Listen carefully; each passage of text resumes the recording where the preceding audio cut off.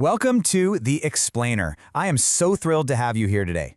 We often look at these massive, wildly successful corporations, and we just kind of assume that their business markets are these perfectly stable, totally predictable environments, right? We picture this beautifully smooth sea where executives just, set the cruise control and sail toward endless profits. But, well, the research tells a very, very different story. The reality of navigating corporate strategy today, it's much closer to steering a ship through absolute chaos. The external environment is inherently unstable, and the truth is, the organizations that actually engage in dynamic, adaptive, strategic management, they absolutely crush the ones that just sit back and hope for the best. So today, we're getting completely hands-on to understand exactly how top organizations tame this chaos. So think about that for a second. Seriously, how do companies actually survive when the market literally changes overnight? Imagine you're leading a major organization, and bam, a completely unpredictable market shock hits out of nowhere. We're talking a sudden collapse of share prices, a massive technological disruption, or, a global health crisis. These aren't just minor bumps in the road. These are sudden death threats that can throw an unprepared company into an immediate, desperate battle just to survive. We saw it happen to giant historic financial institutions back in 2008, and we obviously saw it across nearly every single industry in 2020. The harsh reality is, if your organization doesn't have a built-in mechanism to respond to sudden change, it's going to sink. Okay, let's dive into this. Here is the roadmap for our journey through the explainer today. First, welcome to the VUCA world, then decoding the VUCA acronym, followed by the threat of volatility, surviving hypercompetition, special alert control mechanisms, and finally, building strategic flexibility. Section 1. Welcome to the VUCA world. Moving right along to Section 2, decoding the VUCA acronym. All right, so here are the 4 true pillars of the VUCA framework. First up is volatility. This is an increasingly unstable environment characterized by rapid-fire changes. Second is uncertainty. This is the harsh reality that sudden shifts can happen at literally any time, which makes traditional analysis and your standard long-term predictions incredibly difficult. Third, we have complexity. Think of the business environment as this giant tangled web of interconnected political, economic, social, technological, and legal factors.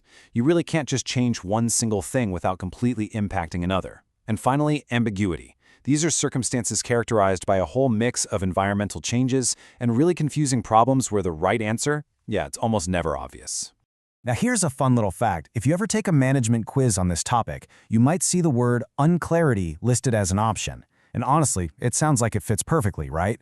Unclarity, uncertainty, ambiguity, they all sound like cousins. But actually, unclarity is a completely fabricated term. It absolutely does not belong in the framework. The true pillars are volatility, uncertainty, complexity, and ambiguity. It's a great trick question to watch out for sure, but more importantly, it's a great reminder for us to be super precise about the exact types of chaos we're actually facing out there. Section 3. The threat of volatility. Let's make sure we clearly define what we're really dealing with here. Volatility is a business environment characterized by increasingly unstable economic growth, rapid-fire technological advances, and sudden, totally unpredictable market shocks. And here's the kicker. These changes don't occur in some neat, sequential order, and they definitely do not send you a polite warning memo beforehand. They surface suddenly. When markets shift in these dramatic ways, it creates what we call a sudden death threat. Just think back to the 2008 financial crisis. The collapse of housing prices and the absolute evaporation of mortgage-related investments happened with such terrifying velocity that it plunged these massive, historic institutions into totally unprecedented battles for their very survival. So, let's ground this abstract concept in reality by looking at just a brilliant case study. This is Walmart's proactive response to one of the most volatile events in modern history, the COVID-19 pandemic. In January 2020, as cases were just first appearing, Walmart didn't just sit around and wait. They were one of the very first major retailers to react, immediately complying with early CDC guidance. But they didn't just play defense, right? They aggressively strengthened their supply chain to meet this unprecedented, wild demand. By March and April, as the whole world locked down, their grocery app became the leading downloaded shopping app. We're talking a staggering 460% growth in average daily downloads compared to January. Because they proactively managed this volatility, by May 2021, their operating income had actually increased by 26.8%. They literally tamed the chaos.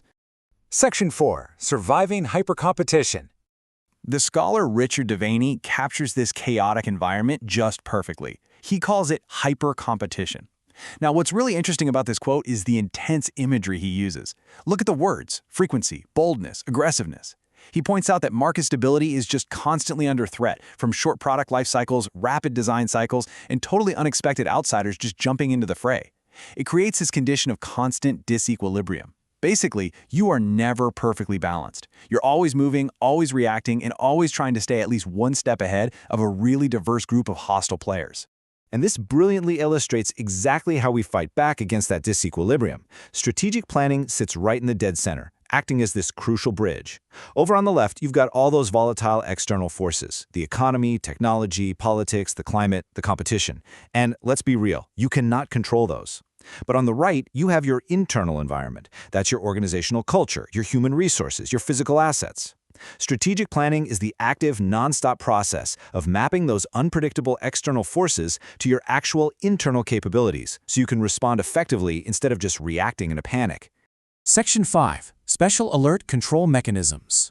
Enter the Special Alert Control. This is the concept of reviewing and completely reconsidering a firm's basic strategy based on a sudden, unexpected event. Think of this as pulling the emergency brake for strategic management.